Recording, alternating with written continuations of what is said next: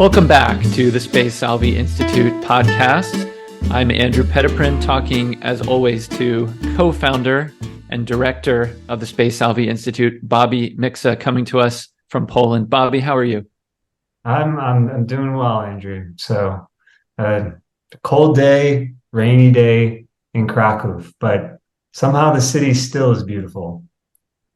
It's irrelevant to our listeners, but we'll tell them anyway that we were a little late getting started today because you were rushing back, and I was joking with my wife. I hope our Polish listeners will take this as in good humor and in love. That I was joking with my wife Amber that the traffic was crowded with the babushkas rushing home to make their borscht, and so you were a casualty of their culinary. Oh Their yeah, culinary pursuits. you don't want to get in the way of a babushka. I mean, Yeah, and it sounds like it'd be a good night for some borscht with the weather what it is. that's probably that. Yeah, that's a good explanation. I didn't think of that one, but yeah. Leave it to me. Leave it to me, The Bobby. weather it just started recently because with the cold weather, all the babushkas are forcing their way home. So Well, just make sure that you, in the cold weather season, that your calculations for the strength of the ice are accurate before you put on your ice skates. Uh, I, fans of a particular Polish film director will know what I'm talking about. you just want to tell them what the movie is? Well, you should, because you're the real expert on this. But Krzysztof Kieślowski, in the first installment of his Decalogue series, there's this very, very sad scenario about a miscalculation. I don't know. Is it a miscalculation, Bobby, about ice and skates? I I don't think forget. so. I think the computer is demonic. It just Ah, wants. I hmm. think I think the computer just wants his. I won't give it away, but yeah. Just It imagine goes people who back. It try. goes back Yeah, to the calculation and yeah, puts it in. It cannot possibly be wrong. yeah. Well, we'll just leave it there and recommend that our listeners and viewers check out the work of Krzysztof Kieślowski. We may talk about him more because he's a major figure for both of us. Really, I think kind of one of the major like artistic figures in our minds as we're thinking about our project here at the Space Salvi Institute. So more about him another time, maybe. Looking forward to it. Yeah. Well, Bobby, this is great. We've had a couple of great guests and we have more lined up. We're going to have a lot of really great interviews and conversations with outside people, with friends and kind of co-laborers as we encounter them in this great work that we're up to. But we also want to have a fair number of podcasts, regular ones where just the two of us rather, get to discuss different issues. And I think early on in our time here, as we get this project off the ground, one of the things we want to do is kind of just keep coming back to the things like over and over again that are important to us in terms of eschatology, hope, European society, civilization, kind of these big question marks about Christianity and culture and stuff like that. And I think we have a good opportunity today. We both were really struck by this article that came out a few days ago on the website Unheard by Ayaan Hirsi Ali. Sorry, I had to read her name to be sure that I didn't say it wrong. Ayaan Hirsi Ali, who is someone probably well known to a lot of people listening or watching us today. And her story, maybe you can run down her story a little bit for us, but she wrote this really interesting article the other day called "Why I Am Now a Christian." So I don't know, before we get into it, Bobby, do you know more than I do about who Ayaan Hirsi Ali is? I like the particular details of her story. I'm not too familiar with, but I always was struck by her account. She wrote a book, I think, called Infidel a number of years ago, and also another one called Heretic. Um, and she hails from Kenya, I believe, and she grew up in a Muslim household. She eventually became involved with the Muslim Brotherhood. But I believe, I don't know exactly when, but I don't know if it was in her late teenage years or early adulthood life, she left the Muslim Brotherhood and then eventually left Islam. She, I believe, moved to, I think it was in the Netherlands. She moved to the Yeah, Netherlands. yeah, Um, And eventually she had so many death threats against her life that she and her now husband, Neil Ferguson, maybe saying more about him later, moved to the United States. And so I think she's based out in California now at Hmm. perhaps the Hoover Institute in Stanford. I believe her husband is working there as well. Yeah. And she just wrote this, I thought, very insightful, but also an article that is relevant to some of the things that we're discussing. So I thought it would be a good topic of discussion. But I used to bring her up every now and then when I was teaching in the high school, and so a lot of the kind of, not to get too much into Islam here, but somebody who's pretty familiar with the way, like from the inside accounts of how Hmm. Muslims think. And she necessarily didn't really buy a certain Western telling of Islam that I think we've become a little bit too wishful. It was a little bit too much wishful thinking that perhaps Islam wasn't what she said it was. So, anyways, I would use her account sometimes as coming from a former Muslim, but she left Islam and eventually became atheist. And so this article is somewhat why atheism just wasn't enough. Couldn't answer the fundamental existential questions, but more particularly, and this is what she's concerned about, it doesn't really inspire a civilization. It's decadent, and it allows another to just take its place. So, Hmm. Yeah. I mean, how can you base a culture on nothing? How, I mean, and the thing that's really, yeah, if we can just jump right into it, and maybe it's where you've already pretty much said it, but I honestly didn't realize. I guess I knew that she had come out of Islam. She had become an atheist, and she was actually an elected official in the yeah. Netherlands. And then kind of came to prominence after 9/11, talking about Islam in the West. And then, as you say, sort of eventually felt like she needed to leave Europe because it wasn't very safe for her there anymore. And which is one pretty important factoid, don't you think? Oh, yeah. Um, yeah, and so she Yeah. ended up in the United States. Now, I did not realize until I read this article that she was real tight with Christopher Hitchens and Richard Dawkins, and kind of that she was really one of the in crowd of the New Atheists gang. Mhm. And something maybe even just worth noting in passing before we get into the larger cultural stuff is just how dead all of that stuff is. And we've I think we've said that even on in our brief foray into podcasting, like just how over all of that new atheism nonsense is at this point, right? Yeah, well, it's kind of, yeah. It's really sad that that even got started in the first Yeah. place. I mean, it was just like, I remember I saw an article by David Bentley Hart that said, "Oh, here's about the latest book by Richard Dawkins," and he's like, "Oh, here's Dawkins playing in the sandbox again." Uh, Hmm. I remember when that stuff came out, and I took somebody's like, "Oh, you got to take a look at this God Delusion book." Um, and I mean, I was only an undergrad, but by that time I felt like this guy has no, I mean, these are just cheap shots. This Hmm. is nobody's should take this seriously, but yet it took off. But Hmm. I think I would have been friends with Christopher Hitchens, though. In fact, I actually met Sure. him. I met him at Notre Dame, Oh, and wow. uh, this was right after his debate with Dinesh D'Souza, and it was like totally, I mean, kind of an act. Um, Uh-huh.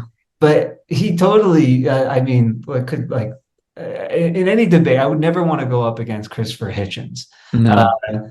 but the lady I was with, her brother was actually like a pen pal with Christopher Hitchens, and he Hmm. got us the tickets.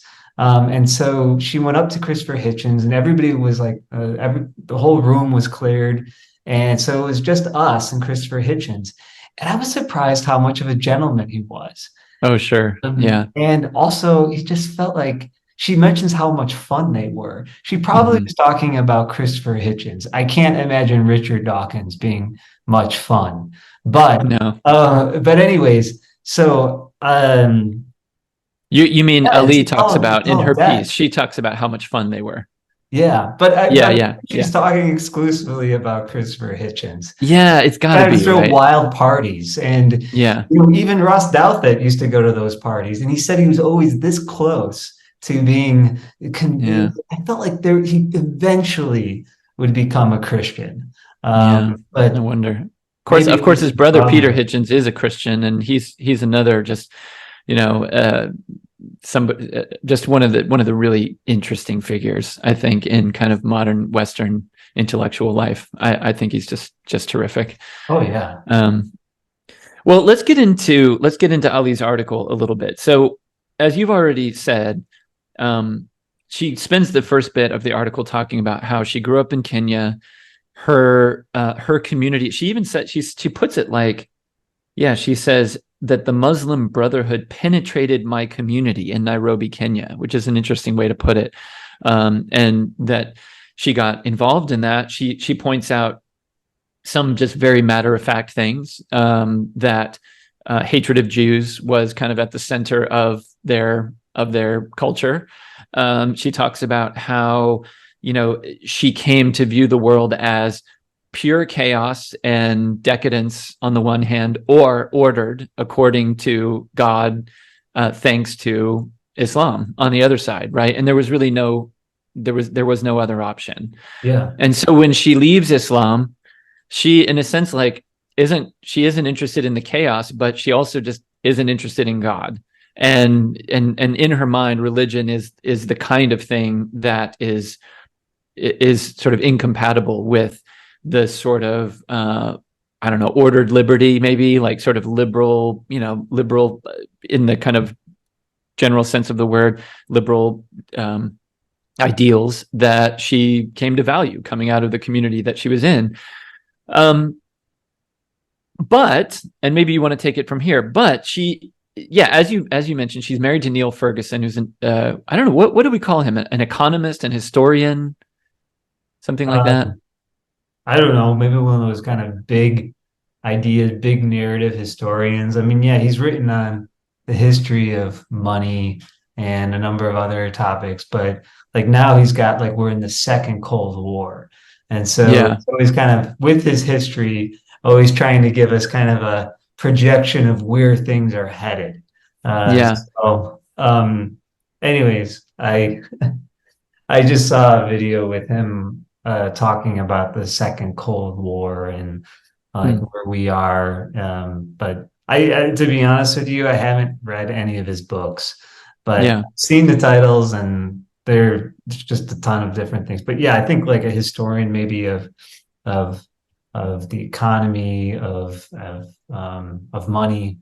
Yeah, and he's a real, I remember watching when I lived in England, actually. And by the way, not to, like, I don't know, brag or whatever, but he's an alumnus of Magdalen College, Oxford, which was my college at Oxford. So I always love those connections. But anyway, when I was in England, I watched his documentary series that he made called Empire, which, I don't think has been like widely remembered since then, probably because people aren't too keen on being positive about the British Empire, which he very much was in that series. But I bring that up because I would say he's certainly a proponent of the treasures of Western civilization, right? Yeah. I don't remember him really talking that openly about being a Christian. And now we need maybe not go too far down the road of talking about him, since obviously he and his wife are not the same, not the same person. But Yeah. it is, I don't know, an interesting connection that, that they live under the same roof, and they are both, I think, very interested in these questions of the West, right? And she, in her piece here, tells us that despite the fact that she was very much in favor of the good things of the West, but an atheist. But then eventually, some issues arose for her that made her come to believe that Christianity was indispensable and was essential, was sort of part of the foundation of the West that couldn't just be jettisoned. So I don't know. Do you want to talk about some of those, like what these issues are that she? I think she talks about the kind of the rise of authoritarianism, and she Yeah. specifically mentions the Chinese and the Russians, but Yes. she first notes the Chinese, global Islamism, and Mm-hmm. then woke ideology. Those three things, she says, those three things really opened her eyes to the fact that you can't have, in a sense, like a liberal society without Christianity. What do you make of that? Yeah. So, I mean, then following up, when she lists all those things that you just listed, she says the response that God is dead seems insufficient. So, too, does the attempt to find solace in the rules-based liberal international order. The only credible answer, I believe, lies in our desire to uphold the legacy of the Judeo-Christian tradition. Mm-hmm. And then she goes on to, cite Tom Holland in his book Dominion. And so the thing that's interesting is like she upholds then all these secular uh, ideals, right? So, Mm-hmm. of freedom of the press, free market, the conscience, and all that. And so it's interesting too because and you mentioned this before, Andrew, too, where there's kind of almost like contrasting like Islam with its kind of dogmatic position with Christianity, perhaps. What was the exact the phrase that is used? Almost in some ways, having an Yeah. undug. What is it? What's the exact Well, phrase? she says, unlike Islam, Christianity outgrew its dogmatic stage. Yes. Which I wonder if we could pause, like sort of bracket that for 1 second, because I really think that's an essential thing that we need to kind of critique a little bit about what she's saying. Mhm. But I think like it's better first if we lay out a few more things that maybe are positive about what she's doing, Yeah, yeah. because I think then it makes sense to really tackle that little problem that I think I mean, I'm wondering where she's headed ultimately with some of these ideas that she's working through, because I think, Bobby, you and I also want to address that Tom Holland thing for 1 second. But first, I think let's just name this. You and I believe, I think, that cultural Christianity is a good thing, right? Yeah. Yeah. Yeah, and I mean, yeah, go ahead. No, no, no. I think that, like you don't necessarily want to have it being treated as merely a private thing, but to have Right. institutions and others that more or less support this, while also being tolerant of other religions, but yet is going to uphold this as the in a way it's going to promote the culture of Christianity and see itself as indebted to that. So when you have talk about freedom, conscience, it's going to find its roots there, Mm-hmm. and not necessarily seeing itself as cut off from that. And Yeah. you have things that are promoted in the culture, like pilgrimages, when you have national feast days that have something to do with Judeo-Christian tradition. Supporting that as much as possible gives people direction in life. I mean, all Mm-hmm. the institutions that we pretty much have, like hospitals and various other. While I know you can make an argument why they also may find their origins perhaps in something like Islam, but it's interesting that yeah. I mean, I'll just leave it there. Yeah. I mean, I think an important thing that we both believe is that there's no neutrality. There's no such thing as like a religiously neutral country, I wouldn't say.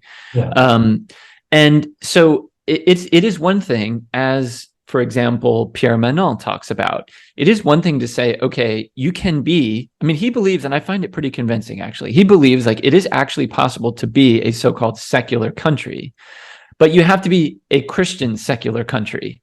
Mhm. And his big concern about France is that somewhere after World War II, France transitioned from being a secular Catholic country to being a secular anti-Catholic country, Yeah. basically. Or and I find that pretty convincing. I think in the United States it's similar.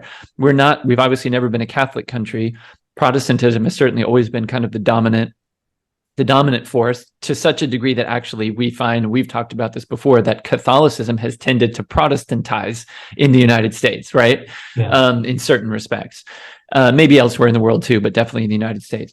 But it was not at all inaccurate and it wasn't, people maybe used to split hairs about what, separation of church and state and stuff like that a little bit. But I mean, I would definitely say, like, until pretty recently, there weren't very many people in America who would object if somebody said America is a Christian country, right? Yeah. Of course, there are lots of Jewish people, there are people of other religions, stuff like that too. But it's like, it is to say, we have these dominant, what Manon calls marks, these marks upon us as a people, that we're deluding ourselves if we think the marks aren't going to be there in one form or another. And it just so happens that we have this long legacy of these Christian marks. Now, you and I both believe that in some respects, even though Europe is even further down, in some people's eyes, down the path to post-Christianity than America is, the marks are kind of stronger in Europe than they are in the United States to some degree, right? Mm-hmm, mm-hmm. Yeah, no, but also kind of picking up what you said with Pierre Monet's understanding of kind of a good secularism, if you want to put it that way. That I believe Pope Benedict used to talk the same, almost very similarly. So it's not like against the secularism. It's against the secularism, but it's for secularity. So understanding, I mean, in this developing, Hirsi Ali notices this, where developing a understanding of politics and religion as being, I think there's too much of a stress on perhaps the separation, but nevertheless there is a separation. But Yeah. the unity it also has to be noticed as well. Yeah, and I mean, I'm pretty comfortable with that, I have to say. I know that, we have kind of staked our claim at the Space Alvi Institute that we're very interested in theology, philosophy. We are very interested in the arts. We're very interested in, films and novels and all of that sort of thing. We are also very interested in political philosophy, political theory. But we are, maybe I'll just speak for myself, but I mean, I am open to, I have to admit, still kind of a work in progress with regard to what, where we are with all of that. We seem to be having this kind of post-liberal moment. But then on the other hand, I read somebody like Manon or Scruton, and I think, well, maybe liberalism isn't all garbage and that kind of thing. So I would imagine that people reading this Ali article, would probably identify that she thinks liberalism is probably okay and not to be kind of totally put on the scrap heap just yet. So, but there may be people who read what she says and think maybe, especially because she hasn't yet identified herself as a Catholic, or like, she hasn't identified in a sense like exactly how she intends to pursue being a Christian, that there may be people who read the article and kind of go, well, I'm really encouraged by this, but also a little worried because there's a slippery slope down the direction of, like, okay, so Christianity's good in a liberal society, but like, what do you do with it from there? Like, what do you do with this personal faith that, that you've decided to embrace? I don't know if you have any thoughts about that, Bobby. I'm a little bit scattered. Yeah, no, the same thing. I mean, that popped up when I was reading this too, a little bit of that kind of concern. And, when you look at, I've only briefly taken a look at Tom Holland's book, Dominion, and she cites it because it precisely seems to kind of do a lot of that, where it's like, yeah, what do you do with it after it kind of supports the civilization that you want? So does that mean that do you fully are you partaking in the mass? Do you believe that Christ, the Paschal mystery is like an incarnation or the center of the whole thing? So what do you do with that? Is it just because of what that does for society in terms of like the dignity of the human being and all that other stuff? But once you have all that, can you chuck the other so-called dogmatic stuff? That is, maybe I'm rushing a little bit too far ahead right now, but no, I think that's there's a the little right bit place of to go now. a concern that I definitely had, while being totally sympathetic. I'm not going to be one of those people who are going to be like, okay, I'm going to throw this article out the window. No, want to definitely, this is really, really good news, and want to support, anybody who's in a similar situation as much as possible. We're always kind of learning something new. She says, I'm continuing to learn much more about Christianity, and I I hope that is the case. But please go on. Just don't stop right there. Right. Yeah, and I think we expect that she will, and that we'll hear more about what the journey looks like that she is on. And so I would say, like, our my overwhelming sentiment reading her article is one of rejoicing that someone is publicly proclaiming identity as a Christian. That is always something to be excited about. And I think, like, maybe we can transition to the critiques a little bit more in a second, but I also think that it is not insignificant that a person like Ali is claiming to be a Christian. What I mean is this: that in as much as we, as, I guess, Western men, are concerned about our patrimony and want to kind of, cherish the culture that has been handed down to us, which is intertwined with our faith, people from outside that culture. I mean, this woman is from Africa, right? But she wants to belong to that culture and that civilization. And what we say is, excellent, please do. And when you do, help reinvigorate it. Like, talk to the culture that you are coming to participate in, and remind us of the riches and the treasures of the culture that we take for granted, right? Yeah, no, it's always surprising to see people who in a way are like allowing you to speak, to give a lecture on why the West is evil in Western countries, or even just give a lecture, like she mentions Bertrand Russell. I mean, saying why I am not a Christian, delivering that in a Christian country, like that would never take place or be allowed to take place in a Muslim country, as she notes in her article. So things like that, I mean, we should be incredibly proud, and people, and not to kind of beat ourselves up all the time. And so she does mention the woke ideology, but perhaps there is something to learn from, like, the I don't know, perhaps the sins of the past of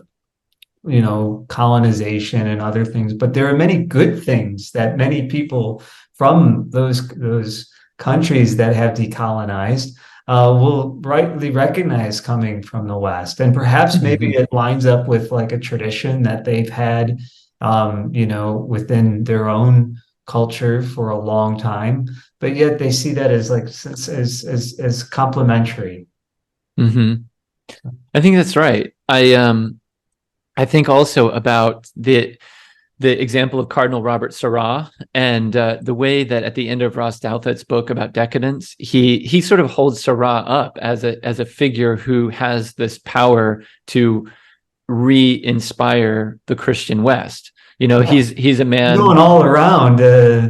My parents were in Croatia, and they're at this Corpus Christi procession, and there was Sarah just taking, and he's giving lectures all around. Sorry to That's amazing. No, that's all I wanted to say. But I think that that Ali is potentially one of those figures as well, and it'll be interesting to see how she continues to talk about her faith in relation to these questions upon which she's a real expert. I mean, these questions of sort of culture, Islam, civilization, like all these things that she's sort of become famous for. She doesn't give us a testimony per se, right? But I noticed somebody, I forget who it was, somebody on Twitter sort of just inferred that there has to be some kind of like conversion experience that has already happened to her, that she just kind of isn't talking about in explicit terms yet. Because my goodness, I mean, you don't just come out and write an article and send it out to the world and say, I'm a Christian, based on a calculation of what would be best for society, right? I mean, it is you can't do that without God's grace. You can't. So we have to believe that she's had something like that. And she does actually say, there's one little hint in her article where I think that there is a bigger story to tell. She said something. Oh, yes. She says, I have also turned to Christianity because I ultimately found life without any spiritual solace unendurable.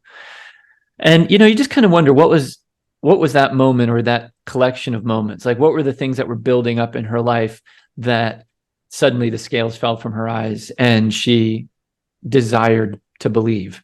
I mean, I have a million questions. Has she been baptized? Is she, in it, what kind of, where does she go to church? What's going on in her family life? I have a lot of questions, but you know what? It's none of my business, I suppose, yet. So I don't know. Any thoughts about that? Like the kind of this wider question of conversion? No, I mean, I don't know how many people though probably have that it's almost like in some ways like I remember somebody telling me their story how Woody Allen's movies somewhat prepared the way for their Hmm. eventual conversion because it was actually the existential and the nihilism, just feeling that, like Hmm. there has to be, is this just it? um Yeah. and like I'm trying to think of a line from a Woody Allen movie, I just can't, um but it was just always interesting me. The person who told me that, I'm not going to mention his name because he might be embarrassed, but he's become one of the most renowned theologians in the Catholic Church in America right now. And in fact, Hmm. he still watches a ton of Woody Allen movies and just finds them entirely insightful on kind of where we are civilizationally. But there's that humor. You can only laugh so long with denialism, but there has to be ultimately some kind of comedy, true Yeah. comedy at the end. So uh, Yeah.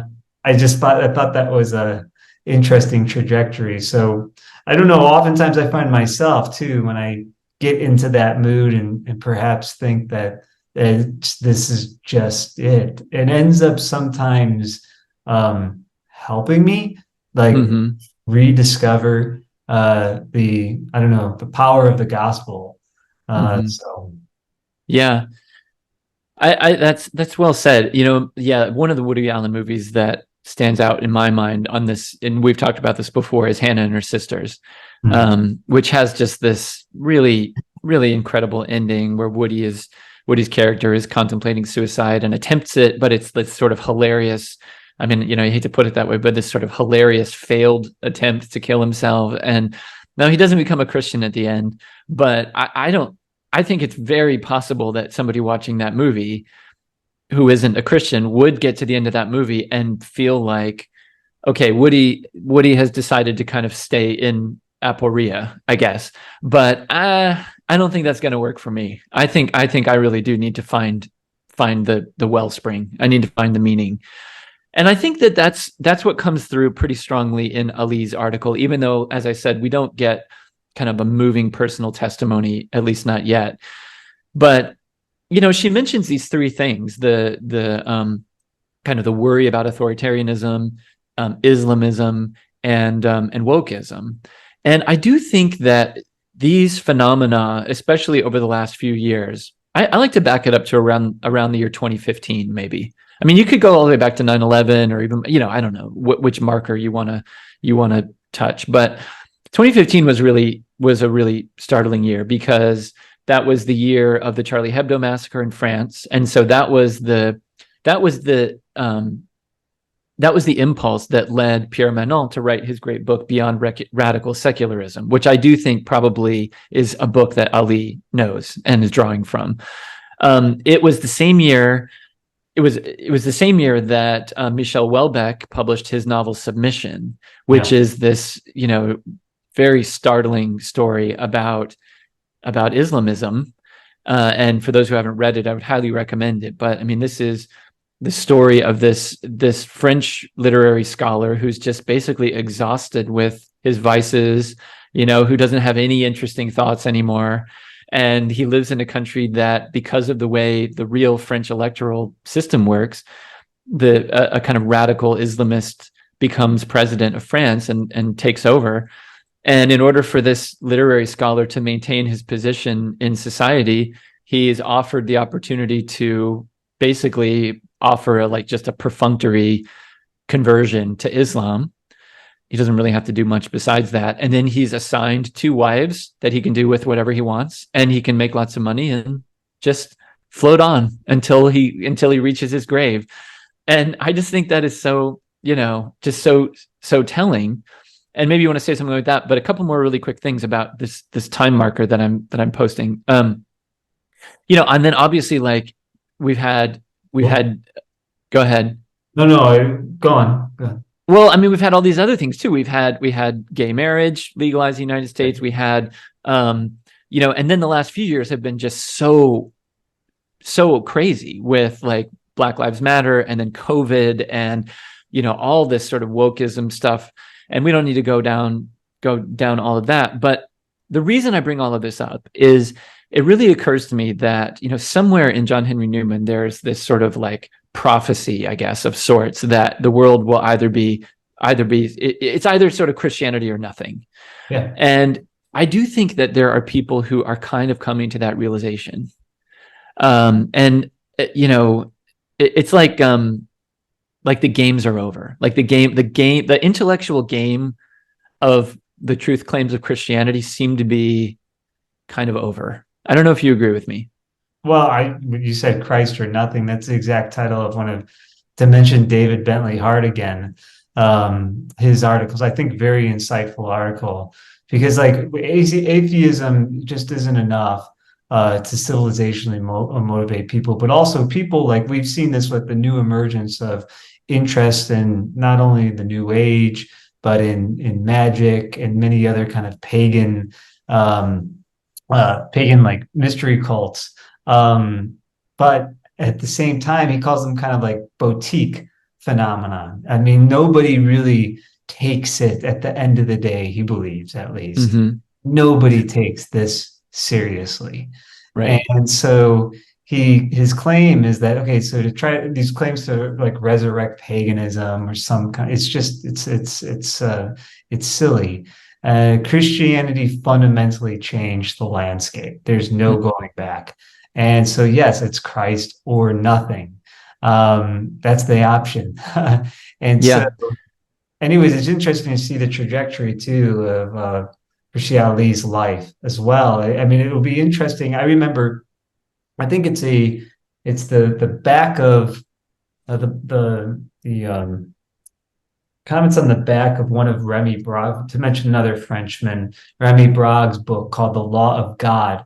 Jean-Luc Marion says something along the lines about something about the book, but then he says, in the future, it's pretty much going to be, once we get past this secular age, so-called, it's going to just be, again, Christianity, Judaism, and Islam. Mm-hmm. And so he basically, it always kind of stuck with me, because I read that back in like 2010, that book. And that was still at the time when you had like the new atheists seemingly were dominating the scene, but it just seemed like once you said the intellectual, would you call it the intellectual game? Mm-hmm. Yeah. It just seems like once we get beyond that, this kind of reactionary stance, and kind of understand, purify ourselves of all these like faulty concepts, and perhaps the church has to learn from a lot of this. And anyways, it just seems like you just come back to Christianity again, because I mean, ultimately, how can you get beyond God is love? It just seems to me like at the end of the day, that's what the whole thing rests upon. Mm-hmm. Yeah. What is the Chesterton quote about, it's not that Christianity has been tried and found wanting, but hasn't been tried, or something like that? Yeah, I think that hasn't, it's something along those lines. But I think that's sort of where a lot of people are finding themselves now. And I know I feel this way, coming into the Catholic Church from a lifelong Christian, but really contemplating the truth claims of the Catholic Church, which are, of course, just the truth claims of Christianity. A description of reality rather than a rule book, as you and I have talked about many times, right? It isn't just, Catholicism isn't the best religion because it has the most rules.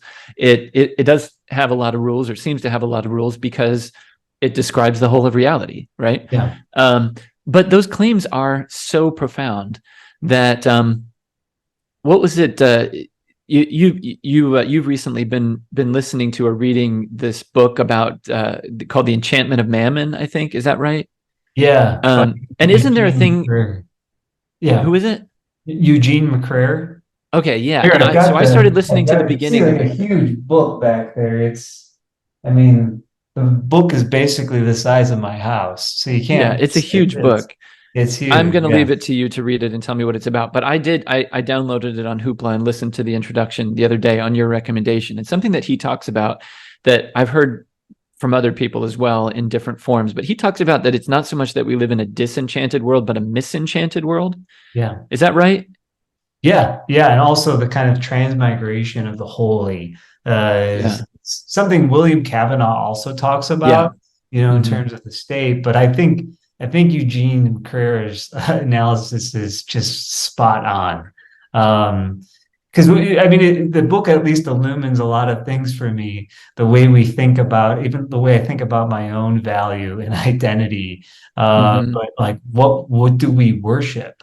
Right. So the book, kind of from a sociological point of view, just is extremely insightful, and it's kind of a corrective to like Charles Taylor's book and Hmm. all these other claims about, yeah, like you said, disenchantment. No, no, no. We never escape Yeah, we're enchantment. not buffered. There's no buffered self actually. We're very, Yeah, very porous selves. Yeah. Yeah, yeah, well, that's why it's interesting that Ayaan Hirsi Ali at the end of the piece describes herself as a lapsed atheist, right? Because I mean, even atheism is a kind of misenchantment, right? I mean, it is not. There's no neutrality. Again, there's no not religious, right? I mean, that's like one of the jokes, right? That like people who identify as not religious. Well, um, you are. Sorry, we all are. And so, but when you finally like stare Christ in the face, or he stares you in the face, and you sort of receive the grace to consider the kingdom of heaven, then all of the competing religions, including atheism, just seem preposterous, and I it's easy to sort of almost kind of self-medicate or intellectually justify or do whatever. There are all these different strategies to avoid facing this question, but I think like as the world begins to kind of feel more apocalyptic, as it were, it will be harder and harder to avoid facing that question. And I think that's where Ali is with her piece here. I don't know if you agree with me on that.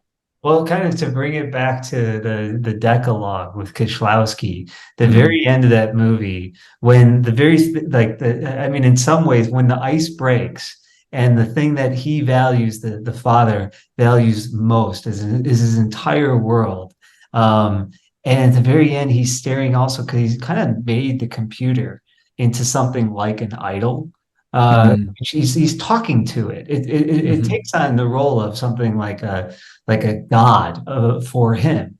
But after the very last scene of the movie, I always, people should know by now, I tend to cry a lot in movies, especially like European movies that move Oh, me. me too. Me too. But the very end of the movie, there's this new church that's being built in Warsaw. And, Kieślowski has it where it's just all these witnesses. It's dark. The candles are all lit. And it's a cold night and he's walking in, but there's all these witnesses just standing outside looking at him. And he's a man of like no faith, even though his sister is a believer.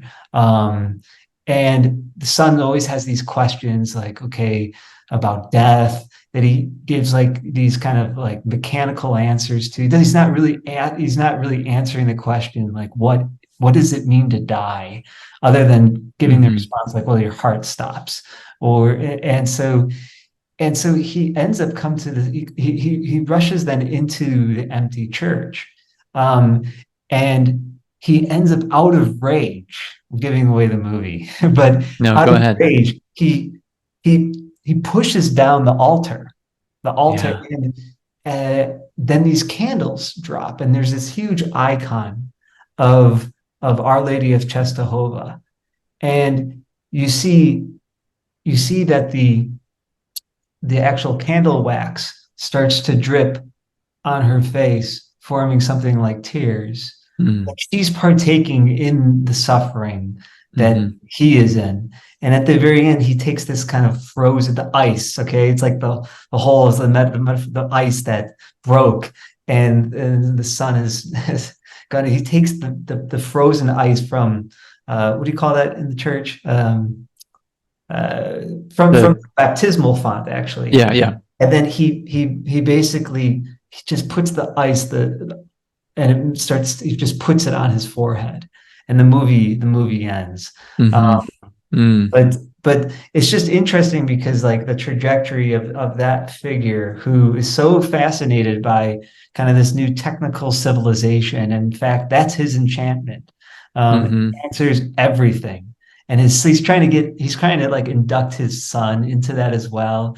Like, oh, look at all these wonders that mathematics can do and science, and they all partake in like the fun of calling up about what the weather report the Right, next right. I day is remember going that. to be, because you can Yeah. actually like project into the future, like some kind of oracle, and it ends up the whole time though. There's one scene where there's like an elephant literally in the room, like a little stuffed Mm-hmm. animal, but at the same time, this ice skates are just dangling over the sun.